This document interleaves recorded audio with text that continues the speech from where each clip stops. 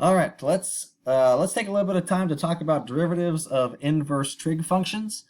Now, before we look at the derivatives, let's take a quick second to review what exactly an inverse trig function is and what it tells us. So, say we have some triangle here, and we know theta right here, and let's work with sine. So, we'll say we have an x and a y. So suppose we know that theta equals 30 degrees, and we want to figure out what this ratio of x to y is. Well, that's pretty easy for us to do. We'll go ahead and put 30 in here. That's going to equal our sine opposite over hypotenuse. So that equals our x over our y. And since we know it, it's pretty easy for us just to plug into a calculator. So before I do this, this is probably a good time for a quick public service announcement. Notice that I'm working in degrees here, but for most of the stuff that we do in the textbook and in calculus in general, we typically use radians. So good news there though, it's pretty easy in most calculators to flip back and forth. So just keep that in mind. We're typically in radians, but just for this example, we'll do this one with degrees. So it says down here that I'm still in degrees, so that's good. And I just hit sine, and we said that theta equals 30, so I know that this ratio of x to y is going to be 0.5. But let's say you're working with this problem and you don't know what theta is, but you only know what x and y is. Well, in that kind of an instance, that's when you'd use the inverse sign. So in this case, let's say x over y, we know that we divided them and that we get 0.5. So we know what this is, and we want to figure out what theta is. So you can see how this would be helpful with calculus, because anytime you want to figure out how quick this theta is changing with respect to any one of these variables, or maybe with respect to time also, you're going to use an inverse sign. So here we go. We have our calculator. And we say, all right, the inverse sine of 0.5, and that's going to give us, there we go, 30 degrees. So that's kind of the basic basis of what inverse sines do. Let's take just a second to show the algebra sort of method behind it. So if you want to know what some theta is, and you know x over y, so you just divide those two. So you get this, and this is your unknown. Well, just like any other inverse,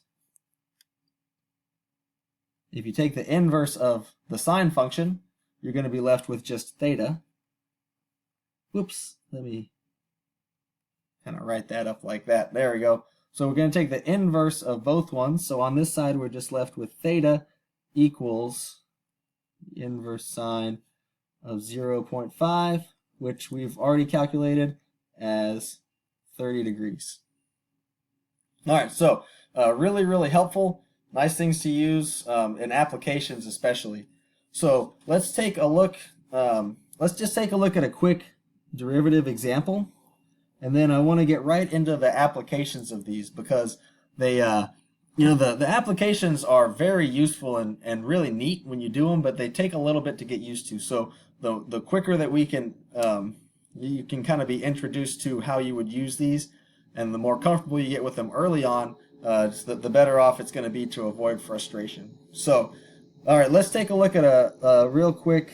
Let's say you have, we did sine up here. Let's do cosine.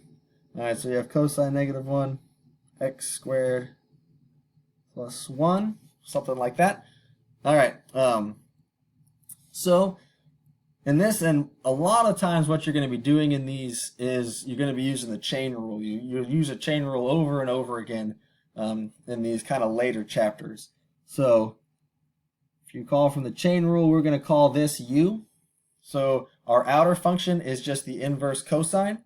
So you have to go over to your trig functions chart, and you just find the inverse cosine of this. So I know that the inverse cosine equals 1. over the square root of 1 minus x squared. So that 1 minus u squared. Well, we're just going to go ahead and write this. That's our u squared, and then let's draw this, times the derivative of u. So the derivative of x squared, that's just 2x, and the derivative of 1 is just 0. So from here, we can just simplify this out. We're going to move this up top. So I've got 2x over square root of 1 minus x squared plus 1 squared. And there we have it. One thing you might notice about this that is kind of cool is the derivative of these sine, cosine, and tangent functions are algebraic. So we in this we go from a sine, like a wave, to something that that at least isn't as much of a transcendental. All right, let's talk a little bit about inverse trig functions and their derivatives. Before we look at derivatives, let's take some time just to review what exactly an inverse trig function is. So let's say you have this this triangle, and you have some angle theta.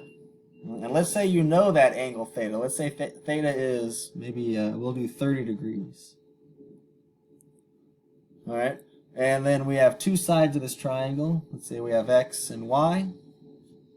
And so here we know theta, but we want to find the ratio of this x to this y. Well, easy enough to do that.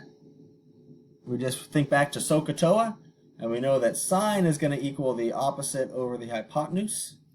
So the sine of this 30-degree angle is going to give me this ratio of x to y. So you just take your handy-dandy calculator and, real fast, before we get into this too much, you'll notice I'm using degrees here. This is just because degrees are kind of nice for this example because it just illustrates, or I guess most people are a little more familiar with degrees, but with all the other stuff, we'll be using radians. So good news though, to switch from degrees to radians usually is fairly easy to do in a calculator. But just make sure before you start doing calculations and stuff, just that you double check which mode you're in, because it can change your answers up a little bit. So we're working in degrees here. So I say sine of 30. So I know that this ratio of x to y is just going to equal 0.5. But let's say you only know what x over y is, and you want to figure out what theta is. Well, in those instances, you're going to use this inverse sign. It's also called the arc sign. So if you see or hear arc sign, just know that it's the inverse sign. It's the same idea. So in this case, you only know that what x over y is. Well, so let's say we'll use 30 degrees again. So let's say you divide x over y and you get 1/2. All right, so then you would just come over here to your calculator and do this inverse sign of 0.5, and voila. We see that if x divided by y is 1/2, we know that theta has to be 30 degrees. And so you can see in terms of calculus and derivatives, this can be really handy because anytime you want to know how theta is changing with respect to any one of these, x, y, with respect to time, then you can use one of these inverse trig functions. Let's just kind of take some time. I'll show you the algebraic way to do it. And so we're looking for, you're trying to figure out what some theta is, and you only know that x over y, that this ratio of this to this equals 0.5. So, just like any other function, the inverse of something is going to just give you the function itself. So I'm going to take the inverse sine of both sides.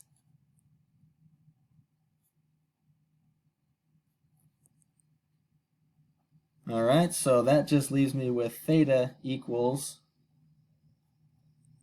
inverse sine of 0.5, and that equals 30 degrees.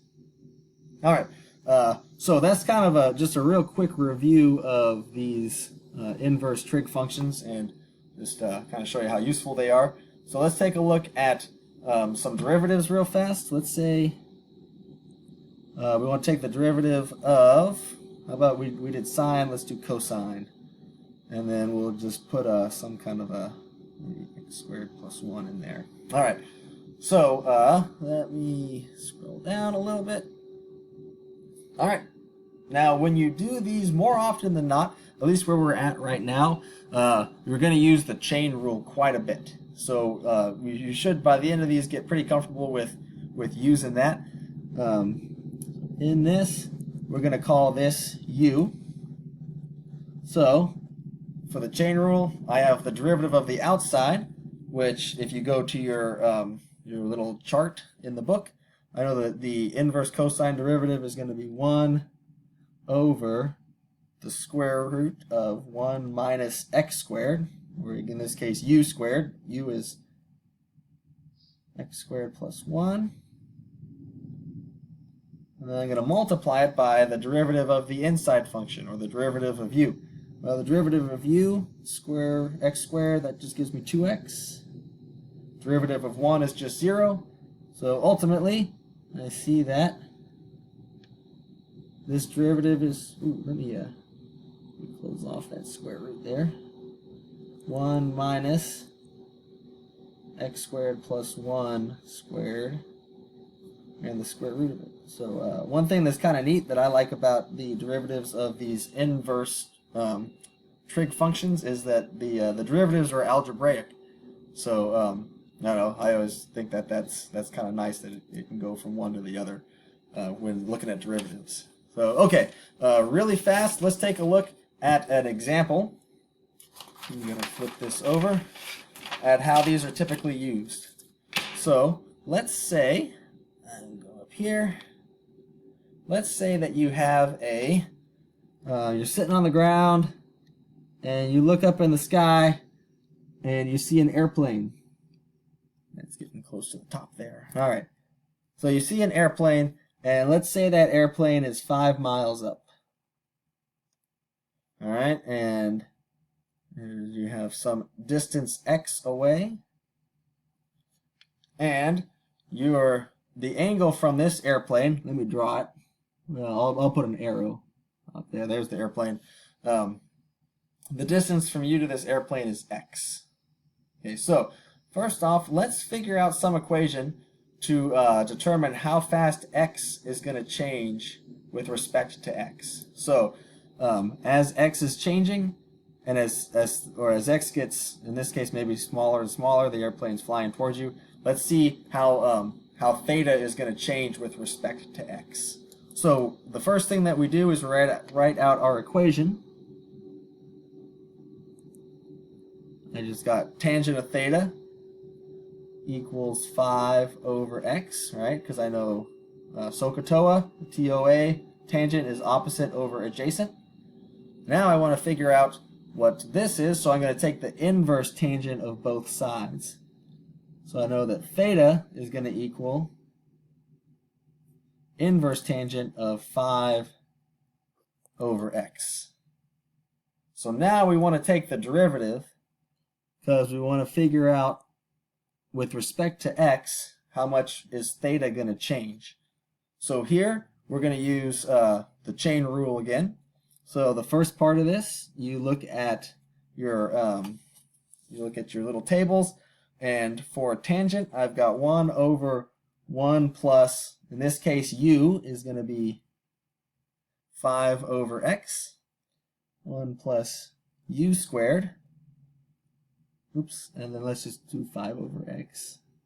Sorry, that's 5 over x squared times the derivative of the inside. So I've got 5 times x to the negative 1, so that's going to be negative 5 over x to the negative 2. All right, and then from there, it's just going to be simplifying this. So I've got 1 over 1 plus, and then let me rewrite this. 5 over x squared times negative 5 over x squared. All right, looks like I'm about out of time. Hang on for part 2.